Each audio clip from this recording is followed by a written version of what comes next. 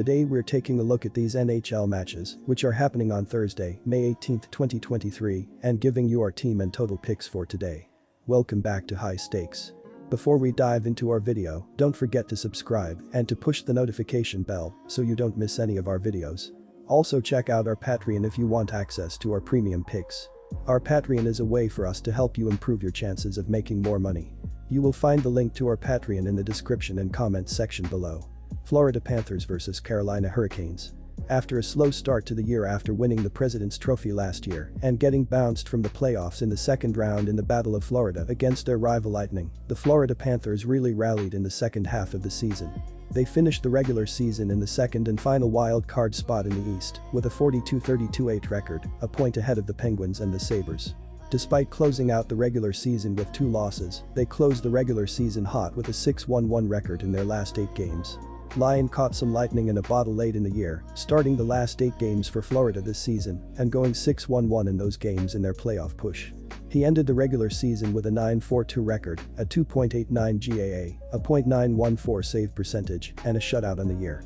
Bobrovsky took over in that series though and dominated games down the stretch of the series to keep the Panthers alive and help them advance through the Bruins to the second round. The Panthers pulled off the biggest upset in NHL history in the first round, knocking off the greatest regular season team in NHL history in 7 games, defeating the President's Trophy winning Boston Bruins. It was an insane win.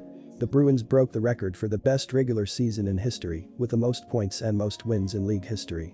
They dominated the regular season and even had a 3-1 series lead with several opportunities to end it, but the Panthers came back, with a little luck on their side, to knock off Boston in overtime of Game 7.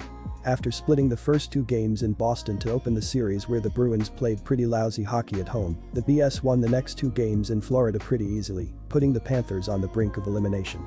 In Game 5 at home in Boston, the Bruins were by far the dominant team, outshooting Florida 47-25 and outplaying them by an expected goal rate of 4.5 to 3.86, but the Panthers still got extended the series with a fantastic performance and goal from Sergei Bobrovsky in a 4-3 overtime win for the Panthers on Matthew Tkachuk's game winner.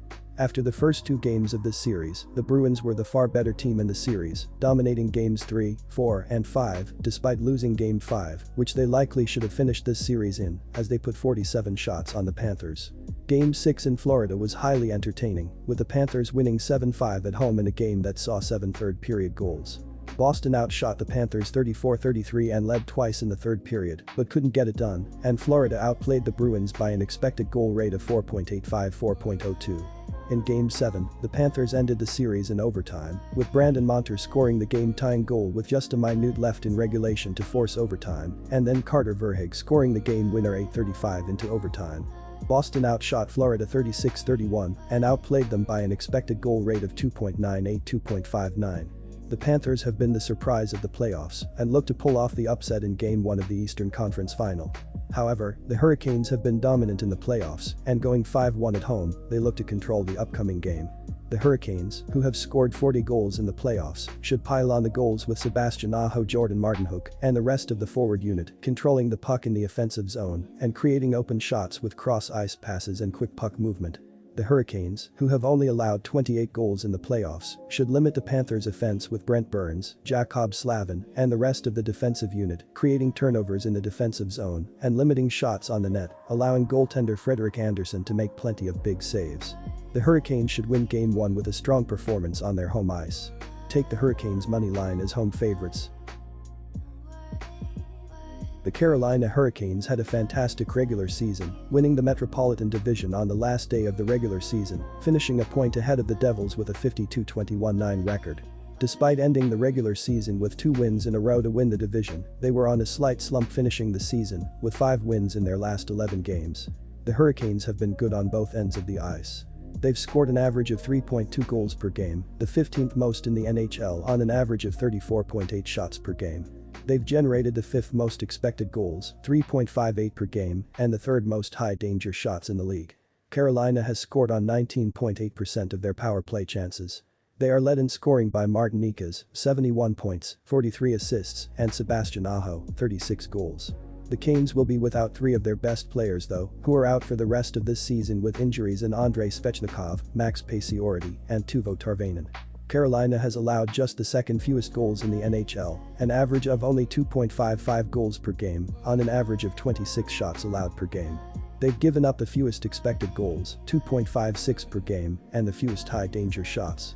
The Canes have the second best penalty kill in the NHL, killing off 84.4% of their penalties. In their first-round series against the Islanders, Carolina won Game 1 at home 2-1 inside regulation, and then won Game 2 4-3 in overtime.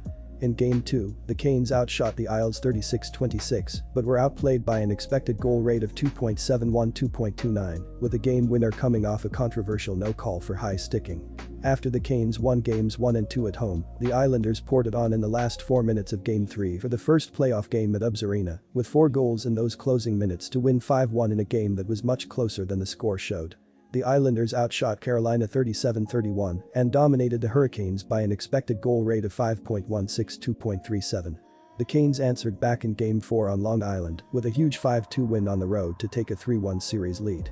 They dominated the Islanders by an expected goal rate of 3.67-2.19.